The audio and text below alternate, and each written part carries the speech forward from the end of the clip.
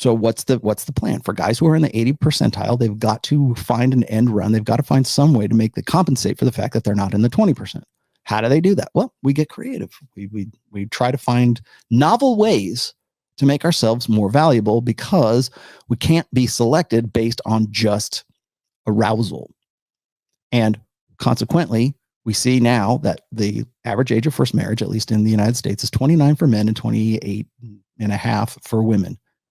Right at the time when we see this. Okay. Now, if you'll notice, this is a little bit different than the graph that I showed you at the beginning of the show. Okay. It's the same thing, same graph, but I've added some arrows here.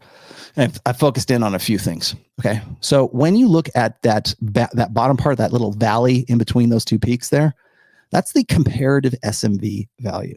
So when men and women are at 30, that's when, right about when women are as valuable as men, and men are right on their, pretty much on their ascent to as valuable as their potential will allow them to be, right around 30. I peg it at 36. Some people say it's later, but right about that. So peak SMV for men, I peg it at about 36, 38, somewhere around there. For women, it's about 23. But the comparison, the peak span between those peaks is only about 15 to 16 years. So in between that time is a very vital time. It's a very important time for women and for men as well, because men need to become aware right in that 30. Like what women are hoping is that you're going to be ignorant during your comparative SMV years, during the peak span years. So if you look at the first age of marriage, like 29 for men, right? It's right almost about 30. You're still ignorant of the fact that, hey, maybe you're going to be more valuable when you get to be 36, or you have the potential, if you maximize your potential, to have more sexual selectivity. Women don't want you to know that because they're already on their decline right around 30, 29 to 31, which is the epiphany phase. So if you look at comparative values, now again, the reason I put this other arrow at the top there is because those two peaks right there those are mutually exclusive. And I put that there for a reason.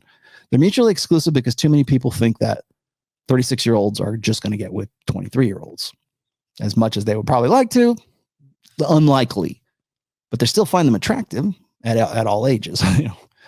So I put that in there because those peaks right there need to be considered because and I know that this is why Myron keeps saying this, is a woman who is at 23 years old is, I think, like in sexual market value terms, is as valuable as a man who has maximized his potential at 36 years old. That's why those are there. And he said, I think he's brought this up a few times. This is in, I believe it's in preventive medicine. I think I wrote that. So there is those, it's not that 23-year-olds want to get with 36-year-olds or 36-year-olds want to get 23-year-olds. It's that that's the comparative value of those particular ages, assuming you've made the most of your potential. Ladies, you stayed hot, sexy. You're not a single mom. You can perpetuate that a lot longer by choices that you make. Men, you can become more and you can increase that value more according to the choices and according to the mindsets that you have when you're maximizing that potential. Do you want to be at your highest potential? I suggest you make good choices. Ladies, do you want to be at your highest potential? Please make good choices.